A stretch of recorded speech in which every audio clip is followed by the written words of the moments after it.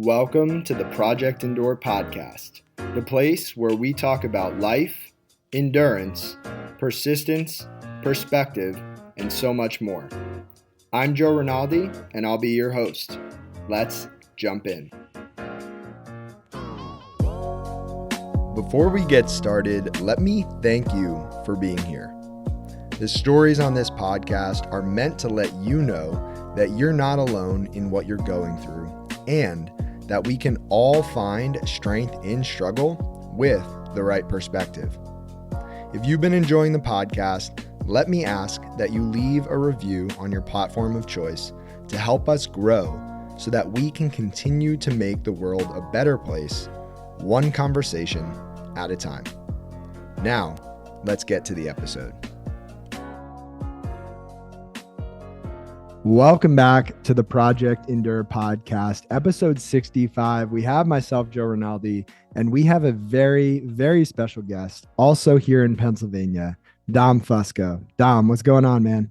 Joe, I appreciate you, brother. I have been a huge fan of the Project Endure podcast and the brand, and obviously we've been friends for, I guess, coming up on crazy, almost 2 years now at this point. So grateful for everything that you do and excited to be able to share my story on here. Absolutely. Yeah, we met, I guess it is 2 years ago. It feels like it's been a lot longer. The first time we met, we connected through a mutual friend of ours and just hit it off from the beginning. You were in college, just super hungry, trying to get your brand off the ground. And over the past 2 years, it's been incredible to watch you grow. And I can't believe it's taken me this long to get you on the podcast, by the way, episode 65. So I apologize for that. Why don't you introduce yourself? Because I can't do it justice. Well, dude, yeah, I appreciate the kind words. And yes, sir, my name's Dom Fusco. I'm 23 years old. I am a personal trainer, nutrition coach. I work with a health and wellness startup called Upspace, and I'm a content creator. I'm a podcast host. I'm an athlete, kind of wear a lot of different hats.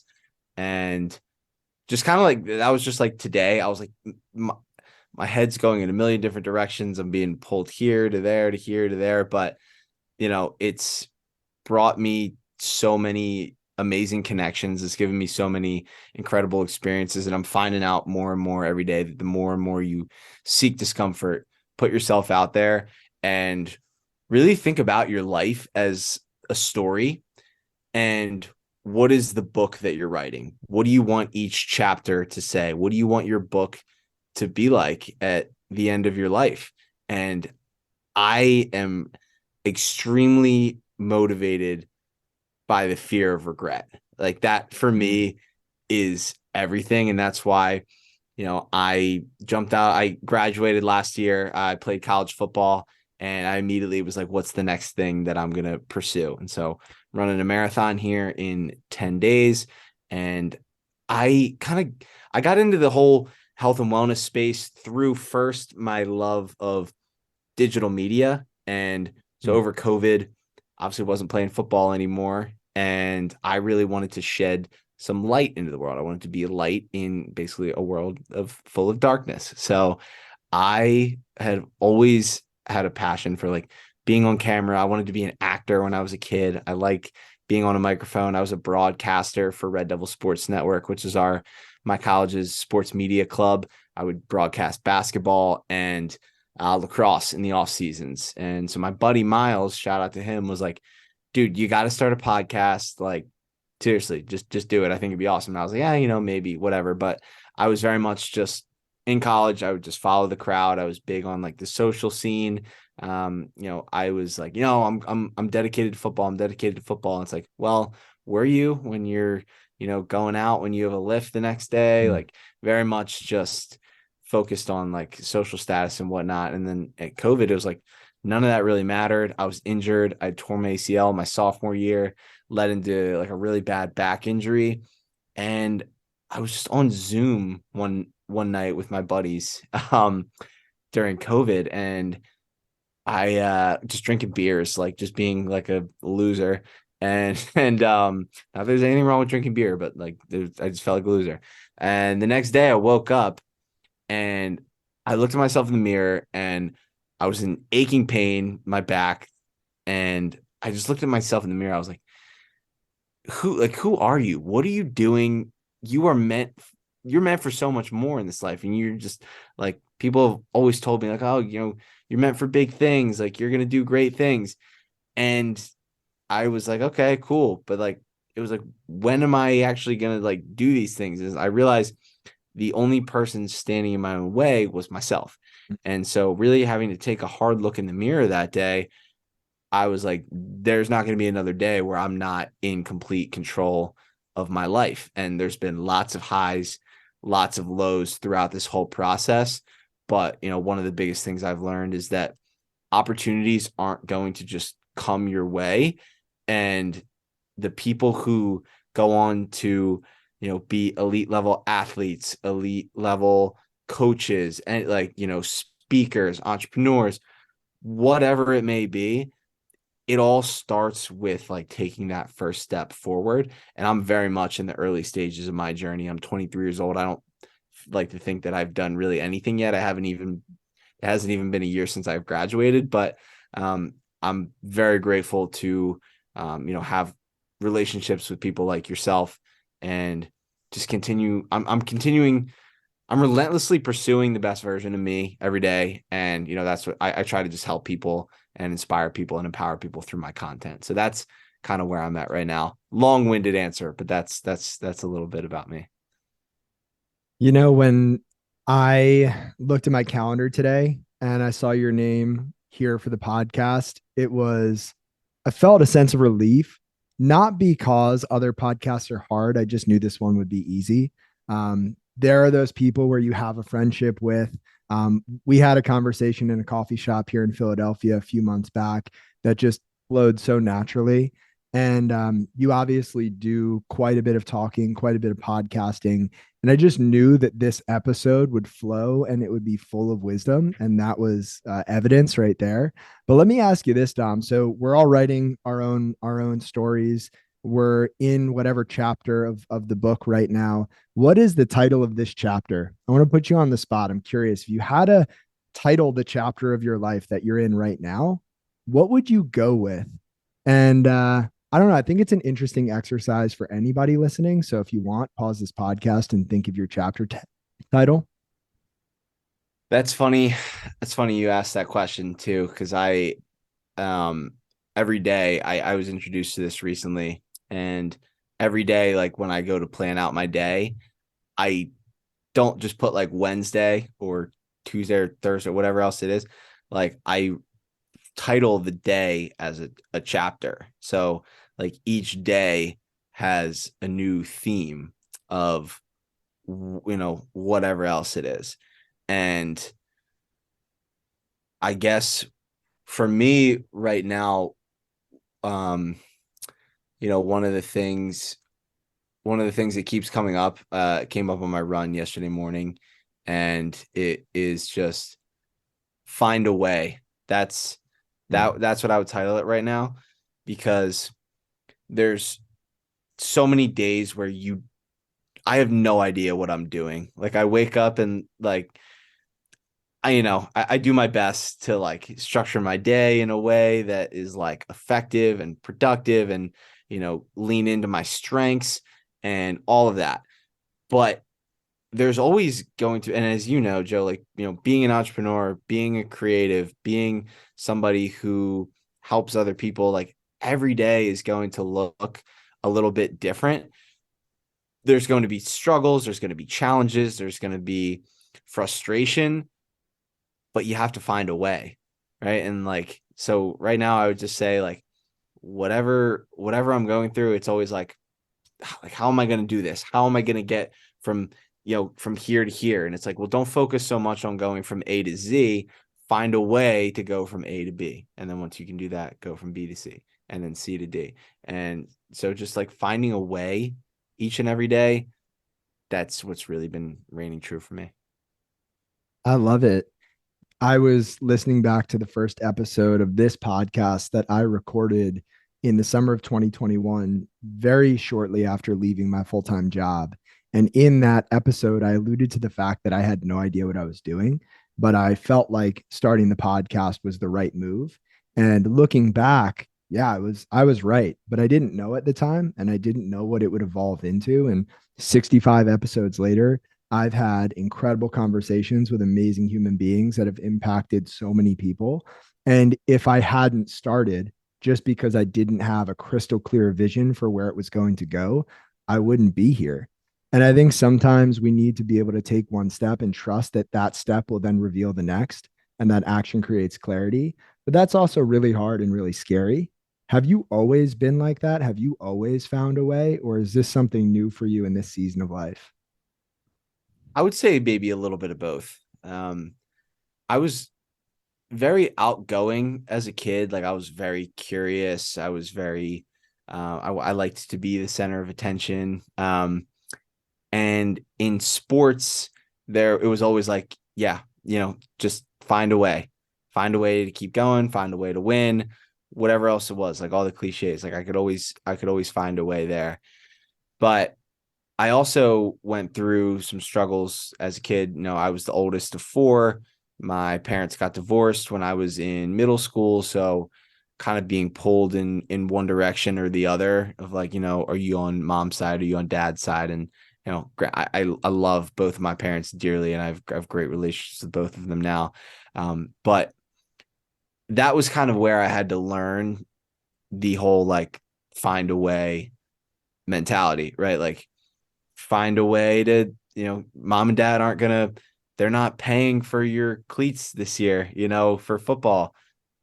Get a job, find a way to buy them, like, I can't get a ride. I can't get a ride to practice today, or I can't get a ride to a friend's house. Like find a way, the, I don't have the facilities or the equipment or anything else that other people have. Like, but I'm still going to find a way. Like, so I guess like the more that I think about this now, yeah, I always have like found a way, but there have definitely been times in my life where I'm like, I don't want to find a way. Like somebody just tell me how to do it. Like I want the answers. I want the instant gratification. I don't want to have to go through this pain. I don't want to have to go through this struggle. Somebody just tell me what the way is.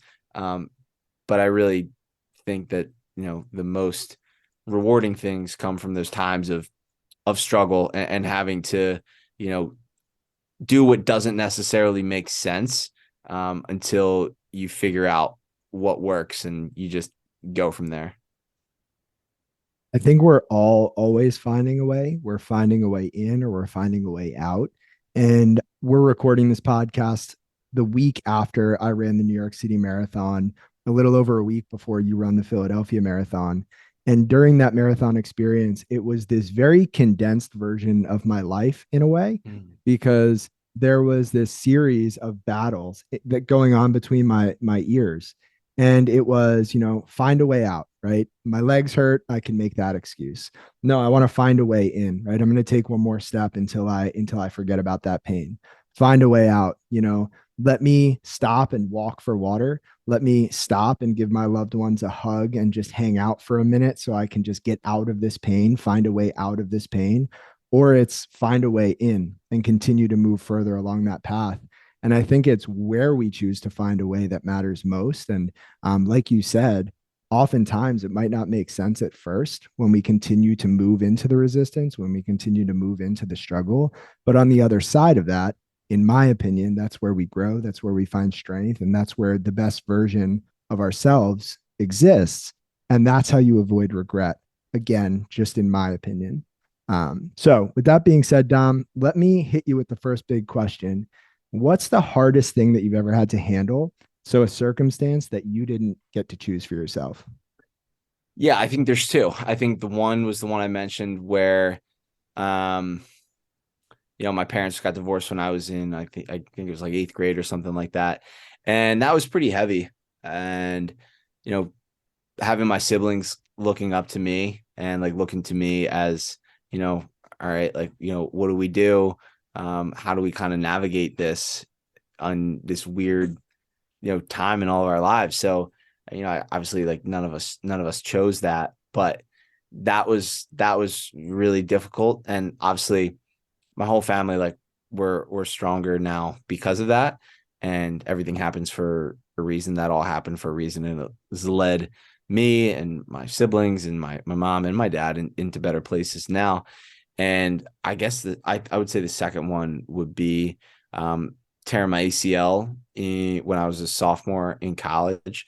And that was the first time where I had to learn how to walk again. I had to learn how to, jog. I had to learn how to jump. I had to completely teach myself, how to be me again. I thought I was convinced I was never going to play football again after that. Mm. And so what that taught me too was discipline, right? Like I'm not motivated to hobble to class on my crutches and then go to office hours and get my homework done and do all that I need to do. And then still go to meetings, still show up at lifts, even though I can't really do much. And on top of that, go to physical therapy and, do all the things. So it taught me to show up and lean on discipline rather than motivation. And after, 9-10 months or so of showing up every day and putting in the work, the boring work, and seeing just small incremental progress, it was okay, now when I need something to pull from, I can pull that, David Goggins talks about your cookie jar, pulling things out of your cookie jar. And Alex Weber talks about your confidence bank. You can pull things from your confidence bank. So being able to look back and reach into that, okay, this task that I'm trying to accomplish, or this mission that I'm on, seems incredibly daunting. But if I can look back on that period of my life and see okay, I showed up each day and I got a little better each day. And there were days where I really didn't want to do it, but I did it anyway. And then I got stronger than I ever was. I got faster than I ever was. And really it was I needed that, okay, you're not invincible moment, and you're human, and things happen. And we learn from those times of struggle more so than we do our times of triumph. Yeah, I agree with all of that. And as a physical therapist, I would also add in there that for anybody going through anything, whether it's physical, emotional, or otherwise, progress isn't linear. And I'm sure you had many days in that rehab process where you had a good day at PT and then you went back the next time and you had a setback and then a good time and a bad time and a great time and a hard time. And it's just, it's hard to trust that process when you're in it. But then once you're past it and you can look back, it gives you that confidence to show up and say, hey, I've been through something similar before and I came out the other side even better off. So that's the ACL. I've got kind of an interesting question for you. I don't know how to phrase this, but would you say you're better off or you're a better person having gone through your parents' divorce? Oh, 100. Are you better for it? Yeah, 100%. It was tough for sure, but again, it also taught me that I needed to step up. I needed to maybe grow up a little bit quicker than I would have liked or would have anticipated. But it it was it made me a little bit unique in a sense. And right, looking back on it, I was kind of almost embarrassed by the whole thing. But now looking back on it is I trace basically I take where I'm at right now and I look back at all of the steps that have led me here. And if my parents would have never gotten divorced, then I wouldn't be in the position that I'm in. I wouldn't be the person that I'm at. My brother and my sister, my brothers and my sister, they wouldn't have had the opportunities that they've had and become the people that they've become and they're continuing to become. And so I 100% think that that was meant. It didn't happen to me. It happened for me. And so I 100% think that I'm stronger and more equipped to handle all the other challenges that life's going to throw at me. But also have the confidence to, like you said, do hard things because I already went through a bunch of hard things and can't imagine many things would be worse than that. Yeah, that's well said. So those two things were things you did not choose. Next question is, what is the hardest thing that you've ever done on purpose, and why have you done that thing? Wow. Um, I would say one, like building a personal brand is hard, and not necessarily in a physical sense, kind of in a physical sense, because that comes along with the things that you and I do in putting ourselves Mhm. in tough situations, running marathons, and you know push up challenges, and kind of all this. I know you just did like an hour of push up. You did some insane push up challenge for no reason. Inspired me to do some more hard things on purpose. Um, when I was in seventh grade, I did a 30-hour fast.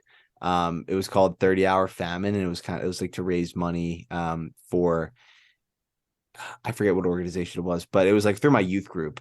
Um, but that sucked, not eating for 30 hours. That was really hard. And I would say I would say this marathon prep has been pretty tough. So there's like, I guess that's kind of three things. One is like building your personal brand and putting yourself out there, because it is really uncomfortable, especially when you're first starting, just to take those initial steps. It's not comfortable. The second was like a 30-hour fast, and then yeah, this marathon prep. So I'm kind of getting like I was never an endurance athlete. I was always I played football in college, like I said, so it's a different kind of hard, I would say. Um, so yeah, I would say probably this marathon prep too. So let's tackle those things. Let's start with the fasting because that's something I've done a few times. So to rewind, my mom's listening to this. She'll probably laugh, but as a child, for whatever reason, I just enjoyed suffering, delayed gratification, right? We would go to the boardwalk, our parents would give us money. My brother would gamble it away in 5 minutes. My sister would kind of leisurely spend it. And I would just hold on to mine and think, I'm going to put this in the piggy bank. I'm not going to spend this. I always loved that for whatever reason. And when I got into my high school, college years, I started fasting. There are health benefits that I was after, but for the most part, it was just hard. And I remember being home on various weekends with my family, and they would go out to eat or eat dinner at home. And I would refrain from eating because I was fasting. And my mom would just ask me, why do you enjoy suffering so much? Just eat something. And I never understood it at the time, but I get it now. And doing hard things, I guess, has always been in my blood, and fasting is one of those. I will say, and I don't know about your experience, consistent fasting, so say 24-hour fast once a week, has actually become a staple in my routine. And it's something I really enjoy and feel good with. And it's gotten more and more tolerable, even to the point where it's comfortable. But in the beginning, the first time I did it, I was lightheaded, I was irritable, I did not feel good. So, what was your experience with fasting like? Oh, I mean, dude, I was also like, I was like 13. So I was like, this is horrible, man.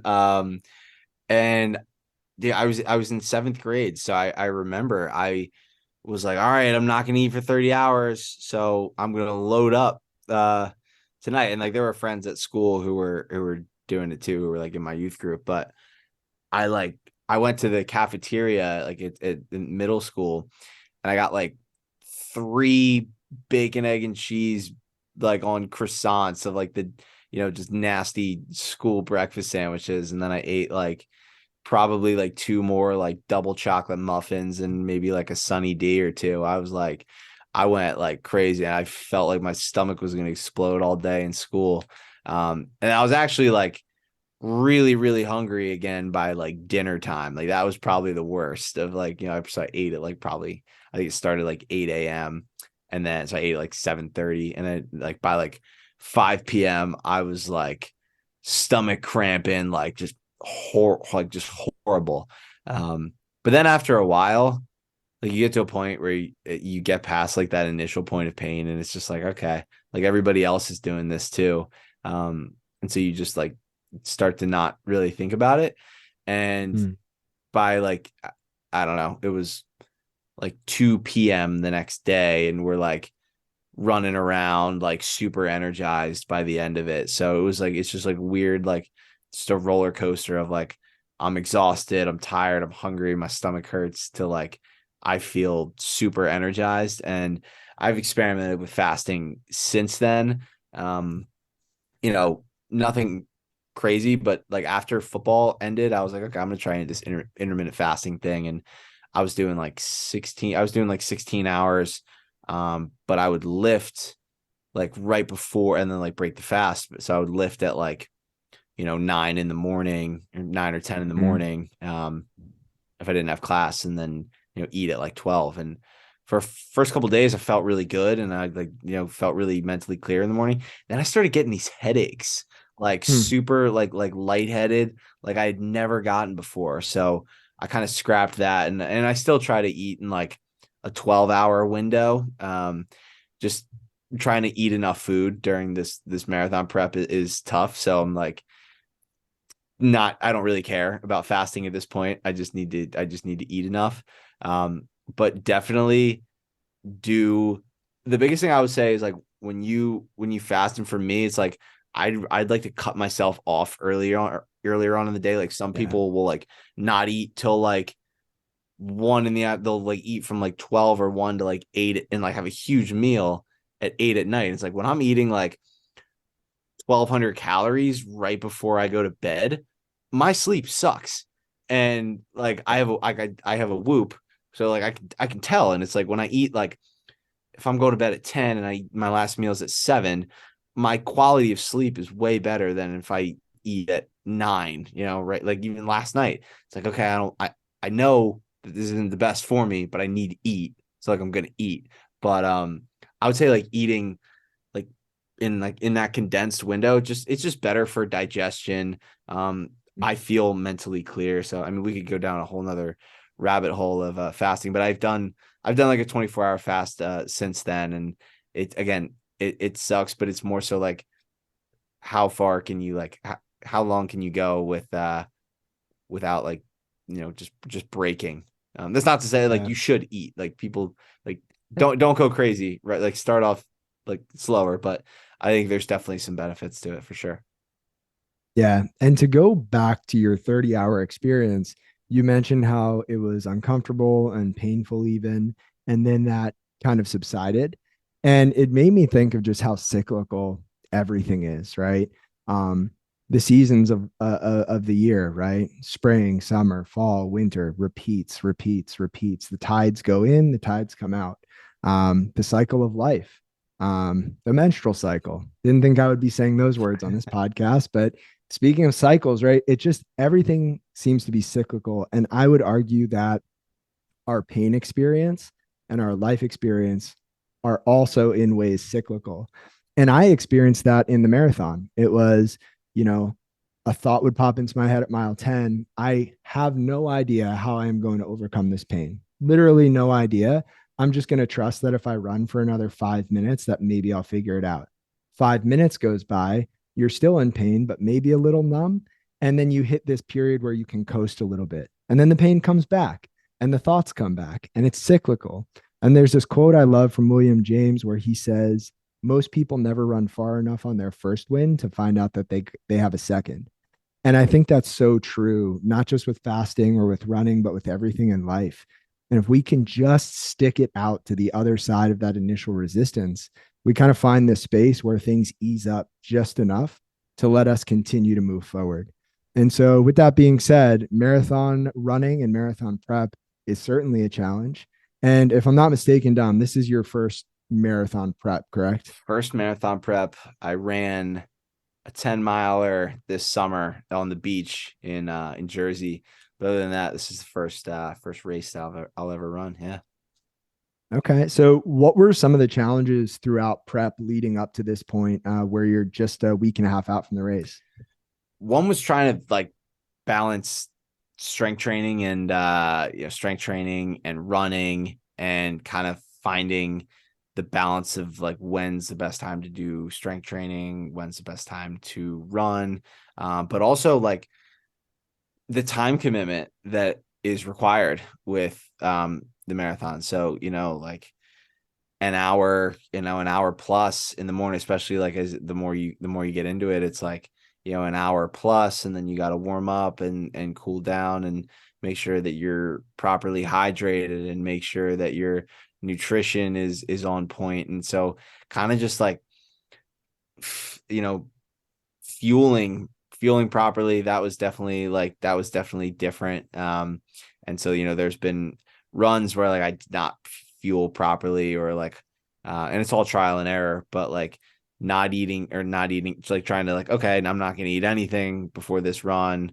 And then you try to run like 10 miles on nothing, and you're just running on fumes. And then it's like eating a burger and fries the night before. That's not going to bode well on your run. But I would probably say, like, just like figuring like the time was a big one. And it's just such a different kind of training than football. Football is like, it's a lot of explosive movements. It's a lot of sprints. It's a lot of like, all right, you're going to go really hard for like, 4 to 6 seconds. And then like, it's going to be over. You can catch your breath and then you go do it again. Whereas running it's just you versus you. And I don't listen to music or anything like when I run. So it's just like, it's just me and me and the pavement and my thoughts.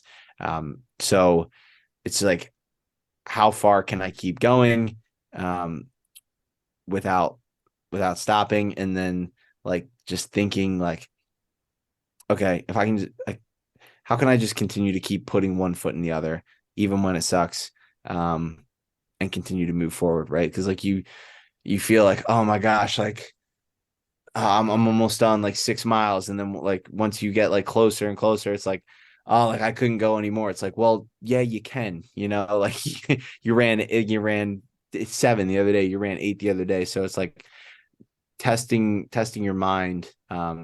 The mindset behind marathon training is really something that's a lot different than the sports that I played growing up. Yeah. And I would also go to say that running is so simple. You need a pair of shoes and you can go. Yeah. And it's also really complex, or it can be. You mentioned the nutrition aspect, the mental battles that happen during a run, weather, elevation, terrain, etc. There's so many factors that go into running. There's so many factors that go into prep. Something that you and I both had in common is that we kept a relatively high volume of strength training, which I don't think is common at all in the world of pure running, but is becoming more common in our circle, at least on social media. So, what did that look like for you in terms of strength training while marathon prep? I'm curious. Yeah, so I kind of changed it. Like early on, I was doing like a push day, a pull day, a leg day, and then I would do like a hybrid style workout where like kind of just like a more of like a Metcon type workout. And that would be like on a Friday. But as the more and more I got deeper into marathon prep, I would do Monday would be an easy run, and I would do like a pull day on that day. So I would deadlift for sure, and then some rows and back biceps or whatever. And I would hit that pretty hard. And then Tuesday would be my speed workout day, and I would also do my leg strength day on the speed day. So that was brutal. Monday and Tuesday, really hitting it hard with those doubles, and then Wednesday, I would do like a longer, easy recovery run. Thursday would be my off day from running, and I would do like a push day on that day. And then Friday would be it was that Metcon early on in the program. I was only running 4 days a week. And so like it would be Monday, Tuesday, Wednesday, or it'd be Monday, Tuesday, off Wednesday, run Thursday, off Friday, run Saturday, off Sunday. And then as we got into like the thick of everything, it was Monday push, an easy run, or Monday pull, and easy run. Tuesday, speed work and leg strength. Wednesday, long recovery run.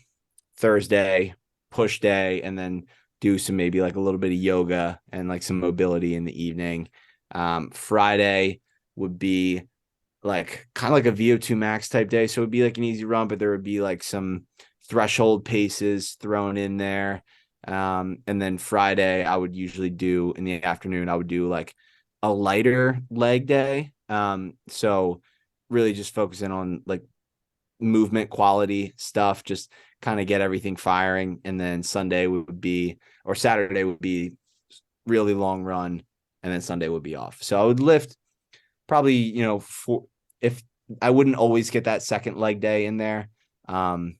Some days I would, and I know you did this too, experimented with throwing a second leg day in on like the long run day. So the one day I did like 16 miles and a leg day, and that was awful.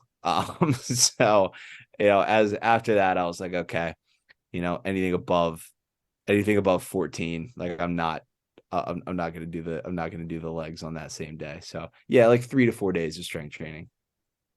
Yeah. Yeah. I had a lot of similar stuff going on. Days looked different, but the idea was the same. I did lift legs twice a week for all of marathon prep, except for the last 2 weeks before the race. And all of my long runs happened on Saturday mornings. And then I would go to the gym and lift legs heavy, sometimes even get on the Stairmaster just Yeah, because you're I'm sick psycho. like that. Um, but what I will say is so during the marathon, during the New York City Marathon, I started off wearing a shirt. On the back of the shirt, it said "The legs feed the wolf," which is one of my favorite phrases. For anybody who doesn't know what that phrase means, I'll try to explain it here. But a wolf doesn't get to eat just because it's a wolf. A wolf still has to hunt. Nothing is nothing is given to us. It's always earned. We have to use our legs. Just like the wolf, we have to hunt no matter who we are. So the legs feed the wolf. And I wore that shirt at the start, took it off at mile 2 because it was pretty humid and warm. And I carried it with me the whole time. And there were times throughout the race where I thought back to those Saturdays where I'd have a long run and I'd lift heavy legs and then I'd be on the Stairmaster. And it just helped me realize that my legs were strong. My legs were going to carry me. And then there were points throughout the marathon where I realized I couldn't run with my legs anymore. I had to just run with my heart. And that's the beautiful thing about the marathon is sometimes the legs aren't enough. You need to tap into that heart. But to get back on track, I think the higher volume strength training and the running for marathon prep not only is a time commitment, it's exhausting at times. And so, how did you manage kind of the exhaustion, both physically and mentally, of training and balance that to transition to the personal brand with everything else that you do online and otherwise? Because building a personal brand is very time intensive, also. Yeah, so this is something that I'm still figuring out. Like I said, you just find a way. Um, and there's definitely some things to say no to throughout this whole process too. I had to sacrifice, social life, going out with friends and, maybe family events or going to things that like going out on Friday nights to see a movie or, going out with my brothers or whatever else it was because, I got to be at a certain point because I got a long run the next day. And then, if maybe I'm working on the weekends or whatever else it was. So, my weekdays especially were just had to be very, very structured. And, like I do 99% of my runs were done in the morning because, building a personal brand is a huge, that's a job in and of itself. I'm working with a startup right now. I also have coaching clients. And so there's just a lot going on, but I also realize that I can't just talk the talk. I have to walk the walk too. And that's what I've tried to emulate in my content is just like, I'm not perfect. I'm not better than anybody else. And I certainly have my flaws and I make mistakes too. And, some relationships have definitely suffered throughout this whole process too. But that's just a part of life is like when you say yes to one thing, you're saying no to another thing and vice versa. So for me, I just had to be very strategic with what I was doing. And, I love to read. I love to watch movies. I love playing my ukulele. I love hanging out with friends and family. And like, I just haven't, quite frankly, like I haven't had as much time to do a lot of those things that I enjoy because I'm in a season of life where I'm pursuing something, and this marathon will be over, and I'll, you know, I say this now, but like I'll take a couple weeks to kind of just like get back down to earth and start doing like more of the things that I enjoy doing again. But really, like I do realize that like training is something that's always going to be a part of me. Like I love having like the pursuit of something.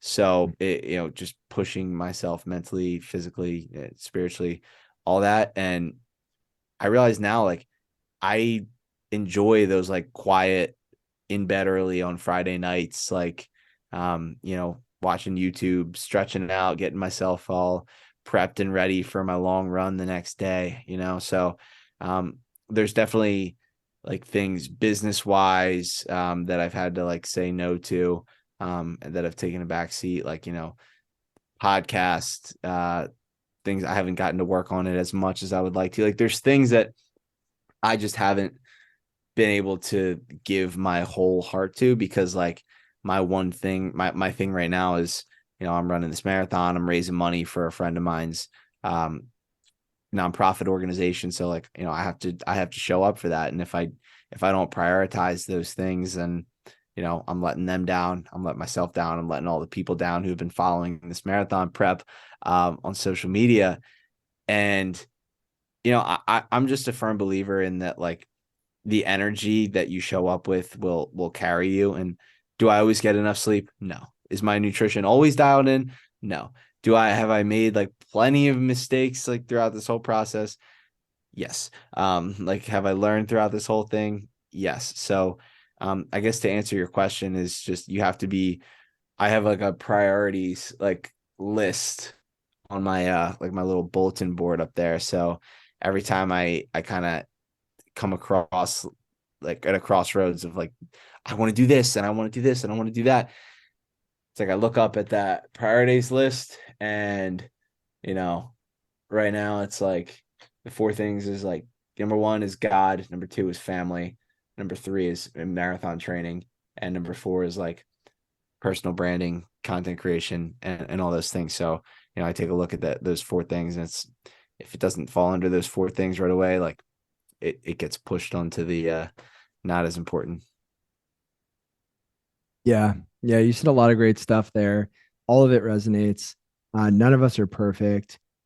I almost view my life as a series of buckets. And I almost hesitate to say buckets because that's not how I picture it. But for the sake of explaining, I'll use buckets.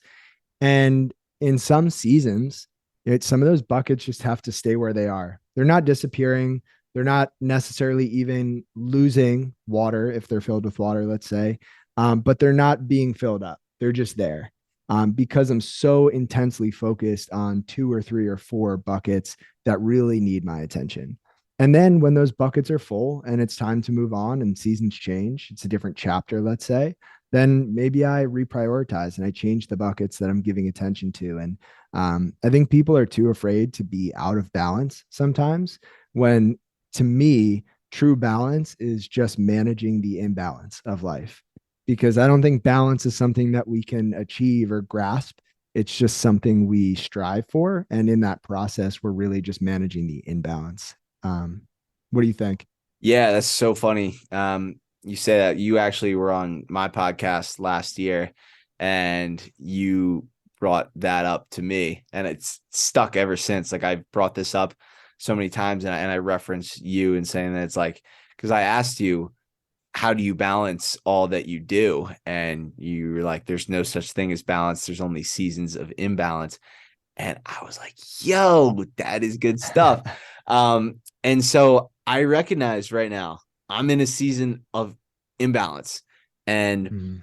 is there things that I would love to be doing better in business? Yes. Is there things that I would love to be doing better at in my relationships and spending more time with my family? And there's a lot of things that I could be doing, but like I recognize that for these right now, these next 10 days, like I'm going to be dialed in for this marathon prep. And I look back and I'm like, yeah, there's some things, not going the way that I had wanted them to, or have I missed out on certain things for sure. But at the same time, like, this is something that I committed to, and Green Lights by Matthew McConaughey is just like a huge, like a book I've read like 3 times at this point. But his dad, when McConaughey was like, I'm going to go to film school, his dad was like, all right, just don't half-ass it. And so I really took that to heart. And I think those two things kind of play hand in hand, is like, if you're going to give everything you have to a certain pursuit, like, things are going to suffer. There's going to be seasons of imbalance, but you can always like return to that balance and then like, go back to that like next season of imbalance. So if you're constantly living in this balance, you're not ever going to like break through the threshold or see the growth that you want to. You have to have seasons of imbalance. Otherwise, you're never going to get out of your comfort zone. Couldn't have said it any better myself. So Dom, we've got another question here. This is a simple one, but when you hear the word endurance, what does that mean to you? Endurance to me means, how far are you willing to go, and how far can you go, and find a way to just keep moving forward, no matter how painful, how much it sucks, how much you want to quit, how much anxiety you feel every day. There's been so many days throughout this whole year, Joe, like, I'm like, who am I? What do I want to do? Why am I on this earth? Like, and I think that's just like, everybody has those days, especially entrepreneurs.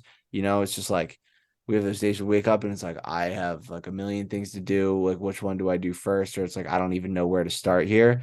So like, endurance to me means like, can you navigate through those days where you just don't want to show up, where you just want to quit, and I'm not saying this in like a, get out there and run 20 miles a day. It's like, no, it's like doing the simple things that you have to do on a daily basis. Is like, can you, like, because that becomes, the physical stuff becomes easy. Like, you just condition yourself, like, that's like your escape, right? Like, the endurance is like doing the small things that matter. Is like, can you, if you're supposed to make, sales calls today, like, can you make those sales calls? If you commit to like reading the Bible and, showing up to like a Bible study or whatever else it is, like, can you do that? Like, can you spend those 10 to 15 minutes doing that? Like, can you take 5 minutes to meditate? It's like, can you endure doing the small, minute things that,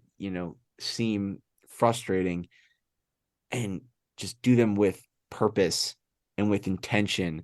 Because doing things with intention are two completely different things. Yeah. I've got a quote. I've read this on the podcast before. We have a lot of new listeners, so if you've heard this before, hear it again. And if you haven't, here we go. This is from Veronica Roth. She said, "There are so many ways to be brave in this world. Sometimes bravery involves laying down your life for something bigger than yourself or for someone else. Sometimes it involves giving up everything you have ever known or everyone you have ever loved for the sake of something greater. But sometimes it doesn't. Sometimes it is nothing more than gritting your teeth through the pain and the work of every day, the slow walk toward a better life. That is the sort of bravery I must have now." And I feel like in that quote, bravery and endurance go hand to hand. And it's not about, running a marathon or doing this big, grand, hard thing. Sometimes it's just getting up out of bed in the morning and doing what you said you were going to do, even when you don't feel like it, rather, especially when you don't feel like it. And I agree with you. I think that's endurance. 100%. Yeah, dude. It's endurance is such an interesting word. And I read Cameron Haynes' book Endure recently, and one quote that really reigns true, like, still, and I wrote it on a sticky note and I have it up there, is easy seldom gets remembered. So if it was easy, it's cliche, but if it was easy, everyone would do it. So, if you don't want to show up, just like use that as an example. It's like, if it was easy, everyone would do it. Easy seldom gets remembered. Do hard things, all the things we talk about. There we go. There we go. So, Dom, as we wrap this up, I've got one final question. This one is an important one to me, and I think a very impactful one for anybody listening. Everybody's going through something. We're all struggling, fighting battles that nobody else can see on the surface. If somebody's going through a tough time, a season of life, a chapter of life, and they're just feeling overwhelmed, they're feeling down, they're feeling uncertain, and maybe a little bit hopeless, even. And you get to speak to that person right now on the other end of this podcast. What would you say to them? I would tell them you're not alone. That's the one thing that I've realized is, everybody's going pretty much whatever you're going through, someone else has probably gone through the same thing or something similar. So just understand that you're not alone. And I would say there's 3 things that you can do daily that will move the needle forward and give you like a sense of accomplishment, and like so that you can be proud of yourself, that doesn't take that much effort, and it's really like, can you do something for yourself, like physically, that's going to, take you to where you want to go. So it's like, that could be going for a walk, that could be stretching, maybe that's going for a run, maybe that's going to the gym, whatever else it is. Like, do something for yourself physically. Number 2 is just be kind to somebody, send somebody a nice text, give somebody a call, smile at the person walking their dog across the street, like do something nice for somebody. And then number 3 is just like, think about the person that you're becoming, and like, what's one thing that you could do today to, incrementally make your life a little bit better. So it's like doing one thing physically that's, that's going to do wonders for you. Number 2 is doing something nice for somebody else. And then number 3 is just taking time to reflect and like, okay, what is one thing I can do today that's going to move the needle forward? That might be journaling, that might be meditating, that might be praying, that might be, usually like it's the inner work, because once we can figure out what it is that like we're feeling called to do, then like our life becomes more in alignment. So, just focus on doing those 3 things every day. And, the littlest things, it might be the smallest amount of progress, might be 0.001, but it's 0.001 further than you were the day before. Leaving us with the actionable steps. I love that, Dom. Man, if people were impacted by this episode, or they just want to follow along with what you have going on, watching you grow, consuming your content, where is the best place for them to do that? Yeah, so I guess the best place to reach me is on Instagram. That's just my name, Dominic Fusco. TikTok, I'm at Dom_Fusco. Connect with me on LinkedIn. Same thing, my name. And my podcast is the Pure Ambition Podcast. So if you want to go check that out, got a couple episodes with Joe on there. I think we got 2 on there, and definitely many more. But those are probably the best places to reach me. Well, Dom, I have a prediction here, and I hope it comes true. I think it will come true. The social media game is an exhausting one, or it can be.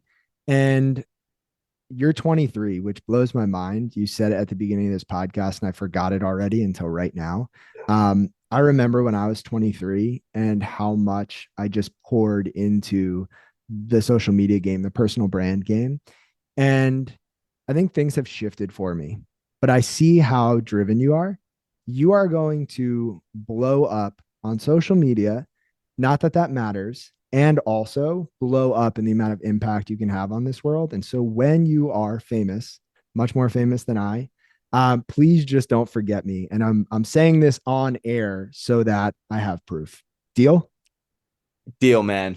100%. Thank you. Like, I really appreciate you. You are a guy that I look to every single day, and I see, you're the most consistent person I know, like, honestly, and you've motivated and inspired me, and had more of an impact than and I still I still owe you from the street food we ate in New York for that, and for the coffee in Philly. So I'll make sure to get you back for that. But Joe, like, seriously, I appreciate that. I appreciate you.